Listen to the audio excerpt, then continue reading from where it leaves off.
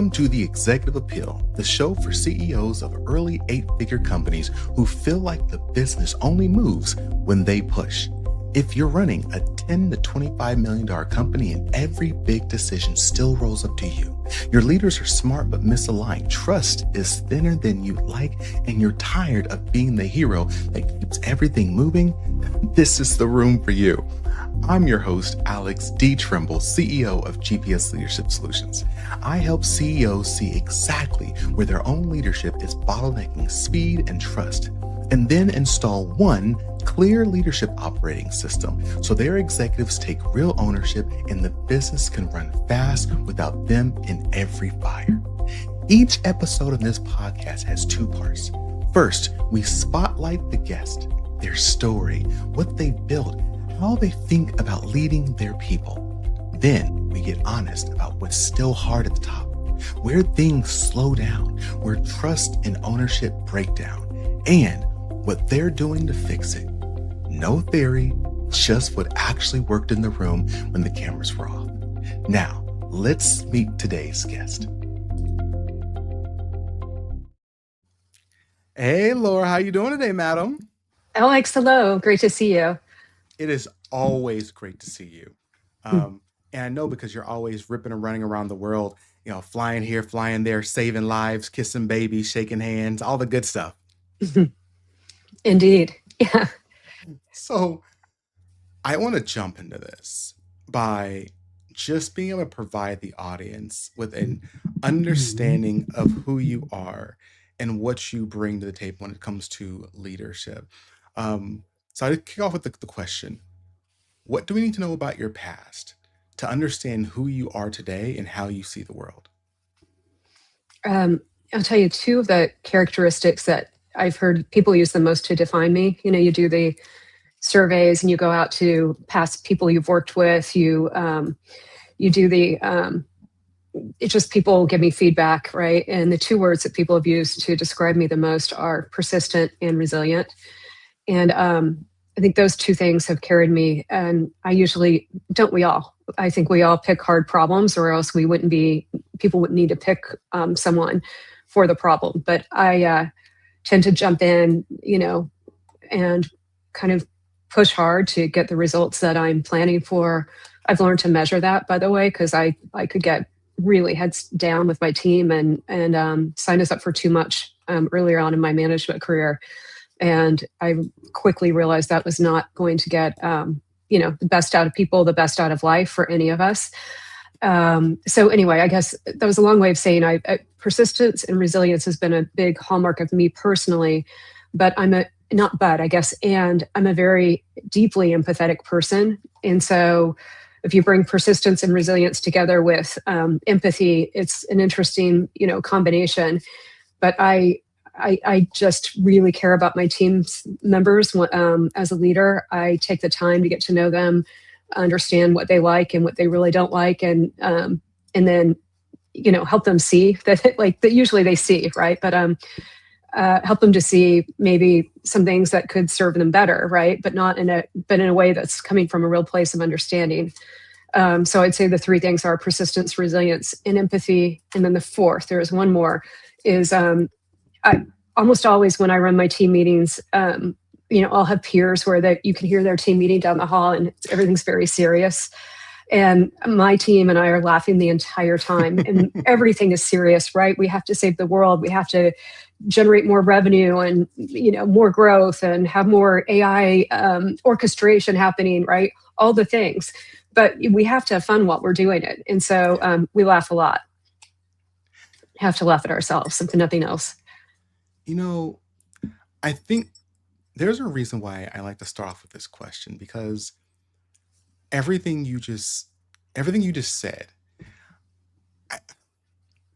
there are so many places and spaces that when we start a conversation, it is, hey, my name is Alex Tremble, or my name is Laura. I'm the CEO of Hawksmoor, and that's really important.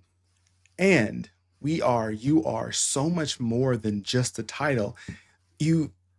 That said, I do want to make sure our audience understands the depth of experience that you've had. So you've served as as senior vice president for organizations. You've served in global capacities. You've reported to CEOs. You are a Sure. CEO. What what about your experience, even especially leading up to the CEO role, do you think prepared you best to lead at the CEO level? Absolutely. I think there's a certain point. So yeah, you're right. I started managing people back in 2002 at Oracle, and progressively grew my management kind of scope of responsibility. I ended up working at Microsoft actually twice, such a great company, and it got acquired by IBM. Spent a few years at Intel, and then did a stint with startup CMO roles in the middle. And I think what happened is, I had this dream of running all of marketing and being just having full responsibility. So early on in my career, I would go and get the individual experiences that I thought every CMO, like I became a generalist. I wanted to know every part of a CMO's role. And then at a certain point in my, as I became more senior in my roles, I really felt like more of a revenue, like I felt a lot of deep ownership for the revenue. And I think that changes everything when you feel, I always felt ownership for the role that I had for sure. But when you feel like I'm waking up today and this thing is going to happen or not happen, depending on how I show up, right? And it's not an aggrandized sense of self-importance. It's a a deep sense of accountability and care. And I think from that point forward, and that was sort of like one of my, I guess I was VP of marketing at Click. This was back in, I don't know, 2010. And I really, it was the first company where I was small enough that I was involved in the IPO, and I was just more kind of boots on the ground, if you will. And anyway, from that point forward, I really got to feel more like I was responsible for the revenue.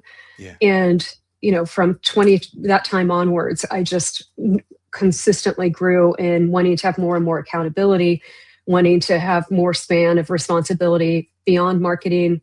And as we go, I'll tell you about that, because I've really moved into a lot of work more with sales over the last few years. I always worked with sales, but it's much different today than it was. So anyway, it was really that sense of ownership for revenue that gave me the sense that I needed to go and get the sense of true ownership, right, of all the revenue and all the ways that we engage with customers.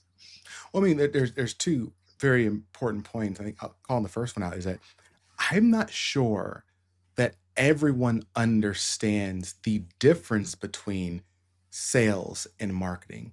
Mhm. I've seen so many leaders, so many individuals talk about the two interchangeably, and they do have separate and distinct roles. And then on the other side, it's also really interesting that I'd love to hear like how do you think you came about having that sense of ownership for the revenue? Because I'll tell you, the for years I specialize in working with VPs, SVPs, chiefs, and of many different departments. Now, yes, operations, I think operations tends to have that revenue focus. But Mhm. there are many positions that feel like my job is this, and as a CEO, you can't think that way. So I guess I'm trying to think like what would you say to those other executives who maybe haven't gotten to the place where they feel like their job is literally tied to and to increase revenue however they can? Well, this is beautifully brings us back to the first answer that I gave: empathy. That it starts there. And early on in my career, I had the good fortune of, I mentioned 8 years at Oracle early in my career. It was this time that Oracle, maybe they still are, they were super innovative. You came up with, had this great run of being promoted 4 times every 8 years. And it was really because they were so innovative that you could try something and say, I have an idea. Okay, go try it. And then it succeeds and it's your job. And it was just this beautiful experience. And in that, I was very tied. The only way you were successful at Oracle was to be deeply tied to the sales organization. And the people I got to know, the sales leaders back then, they've been a part of shaping so much of what has happened in technology since then. but I always had those deep sales relationships. Okay. So I started there. Then I had one startup CMO role where I felt, doesn't mean he was, I would say that it was more the product. The product market fit was there, but our product had lagged behind in development, and it was clunky. And you can't outmarket or can't outsell a bad product. And but the the head of sales, the CRO, was really struggling, and I found him to be difficult. But he should have been. It was a hard sell, right? But I remember I got to a point where I started just like, okay, like, and I had my right hand, I was CMO, I had my VP of growth marketing at the time. I had him, I said, look, you are this guy's best friend, and reach out to him 20 times a day, give him all the love, but I need a break. And he did. He was great. But he also said to me, Lara, you're so good at empathy. Like, you need to reach down and have more of the empathy for him, and he's in this place because this product is really not good. Wow. And you're in it together. Right. Yeah. And he helped me so much. He's now been a wildly successful head of growth marketing for one of the top tech companies over the last decade or so. But anyway, he really gave me the insight that I kind of lost there for a moment. And I think from that time, I've always been able to put myself more in that sales leader seat.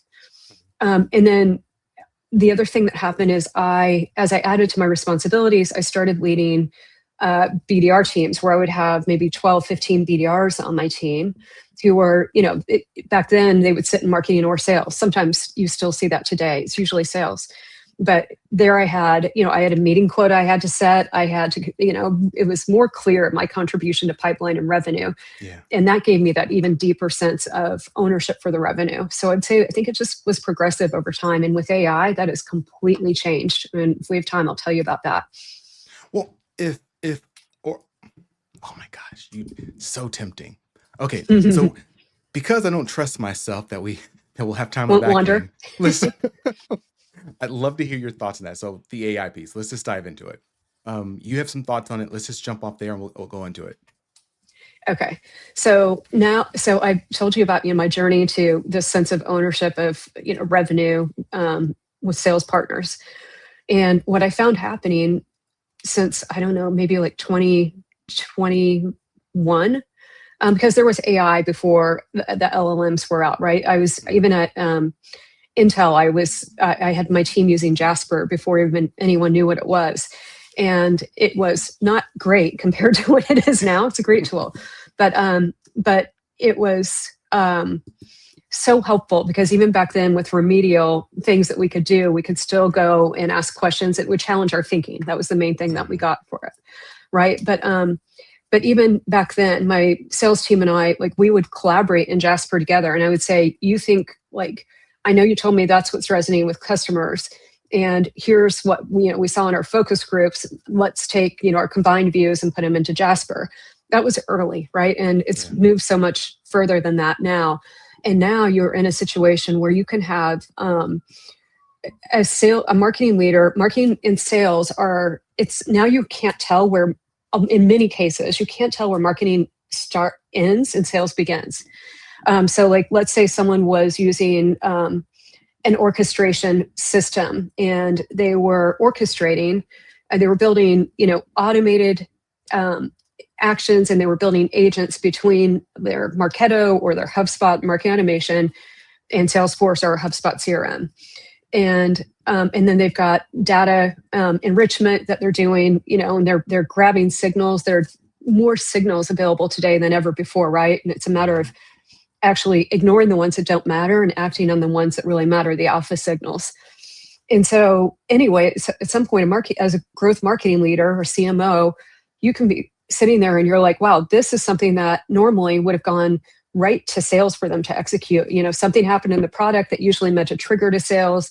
Someone was hot, the sales would get a notification in their Salesforce, they'd reach out. Today, marketing sees that happen, and we've got an automation that happens. And automatically that person gets an email, after they click somewhere in the product, they get an email 3 days later recommending something similar.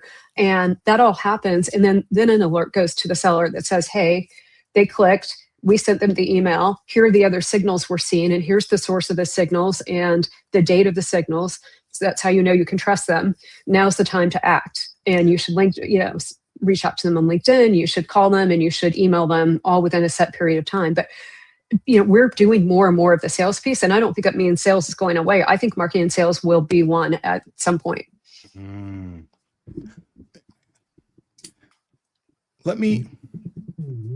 I'd love to hear, because it sounds like you are talking about finding ways to utilize AI for those, the less complex, maybe not less complex, because identifying the signals and whatnot, like that's probably complex, like, but it also sounds like you're not saying just get rid of a whole lot of employees. It's arming them with the appropriate tool and preparing them to leverage the AI to speed up the process and increase the likelihood of sales and so on and so forth.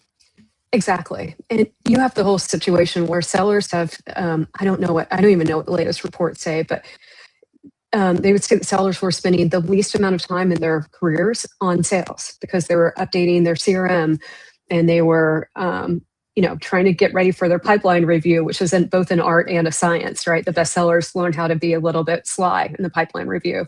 There are so many things that they had to do that were not sales. And all of us just want to bring our best, almost all of us want to bring our best selves to work, right? We want to do a great job. And when you have all these things that you have to do that are not part of what you do best, they're draining, right? And they don't help you achieve your goals. So in some ways, some of it is simplifying things. I'll give you an example. Like now, it used to take sellers hours if they were good sellers, they would prepare for a call for hours, with an important account. Now they don't have to do that anymore. Now they can prepare literally with, half an hour. They'll get a notification that, okay, and not a half an hour before because they would review it before, but they'll get a notification, let's say the day before a client meeting or 2 days before, whatever they set up, that this is a situation with a client. Here's any new news you should know about.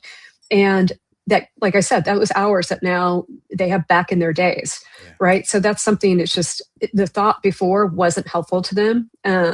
What was helpful is them understanding, so then they can bring their point of view and their empathy to that client conversation. So a lot of it is automating things that make it harder to do your job. And then, like you said, there are a lot of nuanced things, though.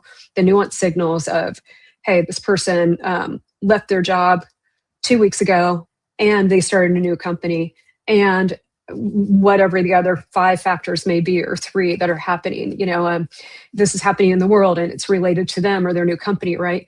The combination of those signals, that's really complex, that no seller can stay on top of every moment. Now AI can stay on top of them, right? And either signal the seller to act or act on their behalf. One question I do have, because before I'll just say it, it makes so much sense to me. Here, let me put it this way. So I was watching this guy. I love what he talked. I can't remember who it was, but he was saying, like, sometimes people think that like the math they learned in college, or to say the math they learned in their last year of high school, was really, really important. It taught them geometry, or taught them, certain ratios, or, let's say rocket science, whatever it is. At some point, they learn some really complex stuff, and they'll call out the teacher, the instructor, the professor who taught them those things. And the person I was listening to was like, yeah, but they forget that they wouldn't have been able to do any of those things if they had not had the basics. So literally learning 1 + 1, 2 + 2, 3 + 3, right? Those basics. And so I guess a question that's still lingering to me is, as we are able to, like you and I, we have experience, and we can very quickly utilize the AI and leverage it and so on and so forth. And we have context that we can, better utilize these tools and whatnot, because we have, again, additional context from years and experience.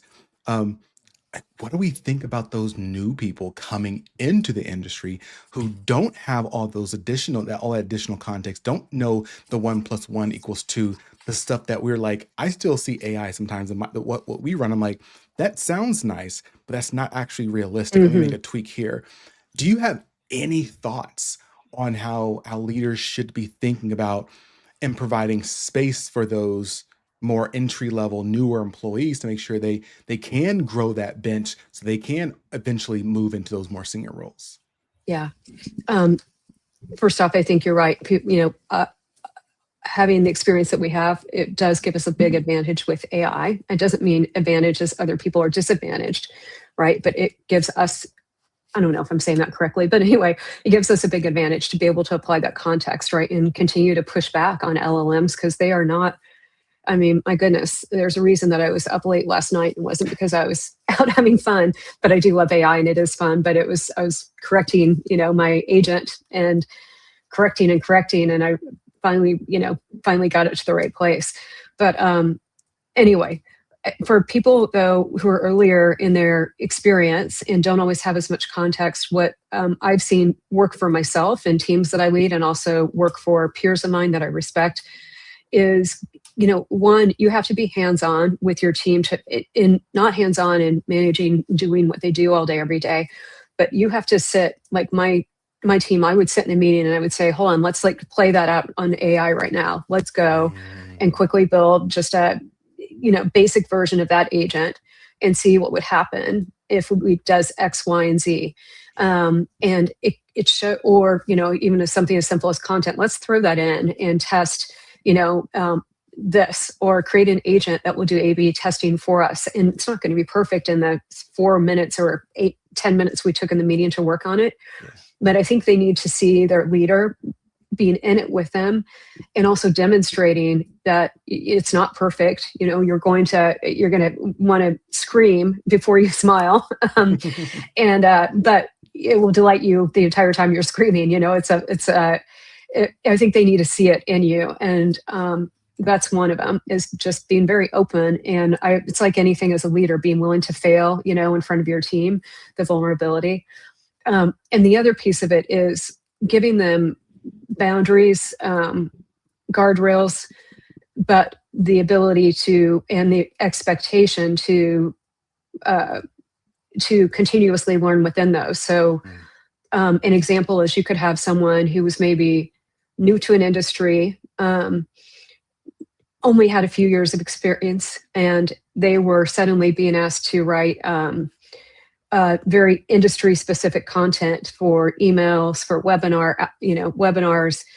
And let's say they were like on their own, by just trying to look at messaging documents, maybe they could get it 30 to 40% of the way there. And it's just not good enough, right? Yeah. But then you can give a person like that coaching, right? And they can go and use AI, and and the guidance, that I've given someone like that in the past was, run it through AI 3 times before you ever pass it on to the next person, and run it through different AI when you can, right, to check it. I think there's just a lot of ways where we can help constructively, and then every time when they would come with something that wasn't quite there, then that person's manager would sit down with them and say, what do you think? Like, here's context that you missed. Here's how you could have queried the AI to help it give you the context, right? So they're learning each time for the future. But I think it takes a lot of that trust. Oh, a lot of the trust. I love it. If you were CEO in that early 8-figure range, quick question. Do you ever feel like you have a good team, good people, but things still slow down unless you get involved? That's usually not a bad team problem. It's a you as a bottleneck problem. And most CEOs don't see it clearly until it's already choking speed, ownership, and execution.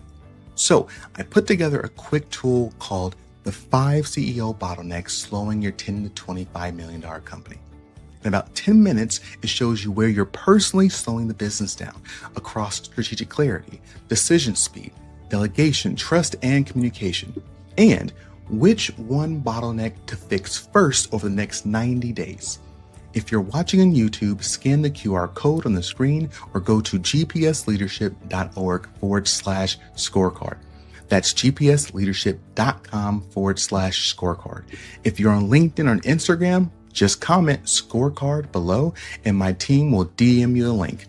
Once you've scored yourself, you have the option to book a free 15-minute executive leadership diagnostic call with me. We'll walk through your results, highlight where you're most likely the bottleneck, and tell you straight whether a deeper Executive 360 snapshot makes sense for you right now. So if you suspect you might be the ceiling on speed and ownership, comment scorecard or head to gpsleadership.org/scorecard and start there. See ya. So, as you were talking, it made me think that organizations, two thoughts, and then I want to talk to you about your company for a moment, and then the hard, that companies have to be very careful with saying, I don't want to hire these quote unquote entry level people because my AI can do it, or my people, my processes, my agents can do it. Because if you fall into that trap of saying we don't need these more entry level people, then what you're doing, I think, ultimately is positioning you and the company to not have a pipeline of people who come up in the leadership. Exactly. Like you said, they need to be coaching people and growing them. So it feels like it's going to be the companies who are most successful, is what I'm betting right now, are the ones who do still bring in those entry level leaders, but it becomes much more of an intentional leadership development pipeline. Like from the start, how do we engulf them in our culture? How do we engulf them to our knowledge, our base, make sure they know what we're doing, how we do it, and so forth, and then prepare them so they can utilize those agents and so on and so forth. Thoughts on that? I know there's just top of my mind. I like your point about leadership development. I have a few recent college graduates in my life who thankfully were able to get into these leadership development programs at large tech companies. And it is just an excellent way for them to get a start and for a company to invest, in the future. Because you're right, you can't keep the current talent you have at senior levels and just think that's going to work for your organization. I think that would be foolish. I do think it is, there's a lot that is on the table and that has to be understood, considered, and how all this plays out, right? Because, certainly entry-level jobs for sure. But, I talked to a friend at one of the largest tech companies a few weeks ago who said, yeah, I'm getting ready for my quarterly layoffs. And I might be in the next one for all I know, because, and this is a very senior person, but it is certainly happening to new hires, but it's happening across the board. And I think we have to, as a civilization, as a country, as everything, we need to have more serious conversations. And I've got to think those conversations are surely being had. And I just don't happen to be in those rooms, but there have to be conversations about what we're going to do, as AI continues to advance, because it clearly will. And, there are many options looking at universal basic income, where people have said that that can never work, right? I think the number is like $1,500 a person to live on for a month, which is not, enough in most parts of the world. Anyway. Not with these world prices. Exactly. So anyway, I think there is a lot to be considered, and we need some critical thought on it quickly. But in the meantime, I think we need to double down on investing in our people. I'd love to hear your organization. You, again, serving as the CEO of Hawksmoor, what's the vision for this company? What are you trying to solve? Whose life are you trying to make easier?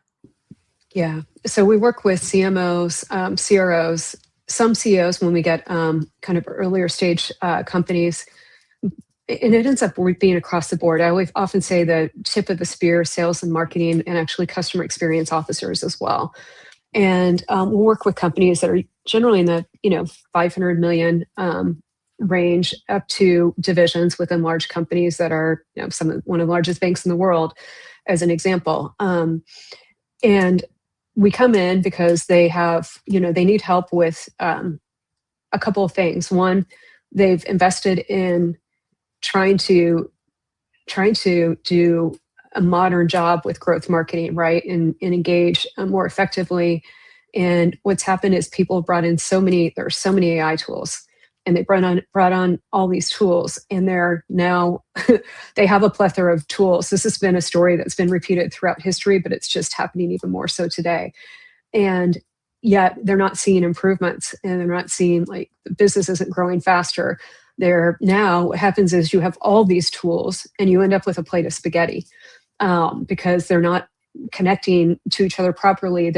I mentioned all the signals earlier, they're getting 20 times more signals, but you're not orchestrating among the right ones and acting on the right ones.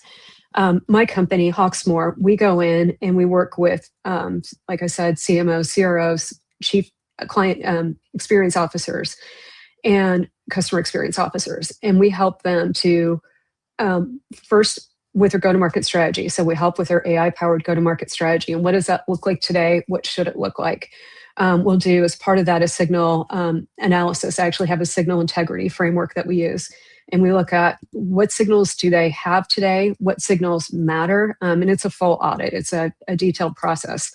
And, where are they acting on signals? Where's the break? And if you just think about it simply, like, someone searches for, wants to know about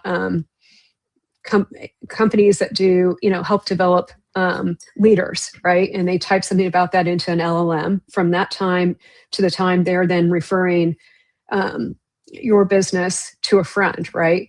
We go through and we pick up every point of friction along that process. Where does it get hard? Where do things get dropped? And then we help adjust the GTM strategy to address that. Along with that, we'll do training. That's where I said there are multiple parts, because and this is a whole different topic, so I'm going to throw it out there and leave it. But adoption is lagging. It's almost the biggest issue, if not, it is the biggest issue right now, is all the AI tools, but no one's adopting them anyway. And or not, at least universally. You have people who are, but not enough adoption. And so we'll help with training the teams and adoption, and making sure that these organizations have, not just a go-to-market strategy, a framework that they can apply, and actual, like, building, the right signals orchestration among all of it, but also that their teams are trained and their teams are excited and feel confident and they can dig in and make the difference. You mentioned what's hard, and I'd love to dive into that in the time we have left. As, again, a senior leader, what do you find still today to be hard about leading groups of people? I think it's the biggest thing is communication. I actually don't think it's hard, but I think people can make it hard. And it is hard to figure out what are all the ways you need to get to your team members when you've got a vast team. How do you make sure that you're getting to all of them? And getting to them, you have to get to them in multiple ways, because people they learn in different ways, right? So how do you have a full communications plan as a leader that you're both, connecting one-on-one? You should have a process for how you connect one-on-one with your team members so they feel seen and heard. And obviously, Jensen Wong, I forget how many direct reports he has, but he doesn't even have one-on-ones, right? But I'm not saying a plethora of one-on-ones, but there are ways to connect with the individual team members that you have. And but the bigger thing is just, how do you communicate openly and with authenticity and regularly? Because what I've seen so often is one department says, "Oh, but this," tells another one, "Oh, but this initiative is off. It's not happening anymore." And the other one just spent 2 weeks working on it and, staying late. And that's how they find out, right? It happens all the time. And, a leader can simply send here are my weekly thoughts, like, just raw, off the cuff. There, obviously, as leaders, we have to manage how much we can share, but we can also be authentic while we do it. And I think what they want is to hear from us most of all and hear why decisions are being made and what's happening between the teams. And the lack of that information is what forms frustration, right, and resentment and rumors. I communication, I believe, is one of the the things that we do the absolute most, that we generally do the absolute worst at. Indeed. And you don't want to watch a movie with me. I'm like, why did she say this? Why did he say that? He could have said it like this. Like, my wife is like, she's had enough of it. But I what know. I do that too, actually. And I'm often told to be quiet. same. I I think one of the pieces about communication that makes, I feel like if you get it down, understanding what messages need to be shared, when to share it, how to share it, what words to use, like if you do all those things, I still feel leaders, generally speaking, they get stumped at the next piece because they think that's enough. And I always Mhm. remind them, well, it's not enough, because what happens is you say the right words, and you say the right words. Hey, Laura, I you did amazing on that project, and I think you could take it to that next level. You take Exactly. you take it as like, oh my God, yeah, we're ready. Da, da. And someone else can hear the same exact thing and say, oh, so I didn't do well, huh? And someone else can hear the same exact thing and say, oh, what? That person, he's Alex, he's an a-hole, because that person's last manager would say things like that, and it really meant something bad. And so we have to remember still is that even when we communicate, what we say is still being interpreted through the lens of and experiences of the people who we are communicating to, and we have no control how they interpret it. So the Right. generally speaking, the only way to understand that is to talk to those people. Yes, exactly. Get to know how they operate. And yeah, there are different people are motivated different ways. Absolutely. Mm-hmm. Mm-hmm. Well, I want to open the floor for you. Is there? I know we got to wrap up. I apologize. You got to jump on a private jet and fly somewhere to help some company. All for that. Um, what you know, what would you like to end our conversation with, sharing with our audience as we wrap up today? Yeah, I mean, just that, my biggest thing is, be authentic. Hawksmoor, I wanted to start something like this in 2012. The world, I'm not trying to say I'm this big. Anyway, it was not time yet. But then I did start it in 2023, and then took a role that was amazing. I had this great opportunity. I felt like I couldn't pass it up. And then I restarted it recently and kind of put it on hold during those years. And it has been just such a deep dream in my heart. We have early momentum already and lots of interest, and it's the time, right? But I believe, this is just going to go, up and to the right, as they say. Mm-hmm. But there will be days where it doesn't feel that way. Maybe there will be setbacks because there's never just a linear path up. And I have the will and the grit and the persistence and resilience to make it happen. And it's because it's been a dream in my heart so long that I will not let it go. So I say, whatever that dream is that you have, find a way. Yes, life finds a way. I think I came up with that myself. Well done. Hopefully I don't get sued. I'm joking. I did not come. That was Jurassic Park. Um, Thank you all so much for being with us today, and thank you, Laura, for sharing your story with us. That last point that you made is so on point.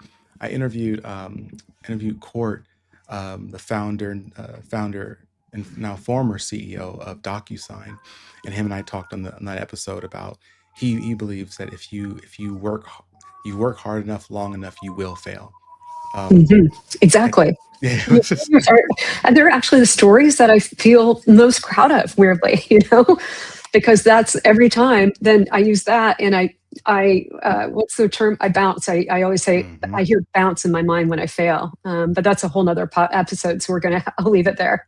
Well, to make it work, I'll tell everyone. I'll leave mine with this one. I've gotten to a point in my life where I get excited every time something goes wrong, Hmm. I get excited because I can now look back. I look back at my life now and like every time something went wrong, I got better. Yes, I something got went really better. right. So again, thank you so much for being on today. Everyone, Oh, it thank was a you so pleasure. Thank much. you, Alex. Oh, you're so very welcome. Again, it's my pleasure. Everyone, you know where I'm going with this. If you haven't done so already, please click that like, subscribe, share your comments. We'd like to hear what about this episode really set with you. And as always, I encourage you stay strong, stay positive, and definitely stay moving. See ya.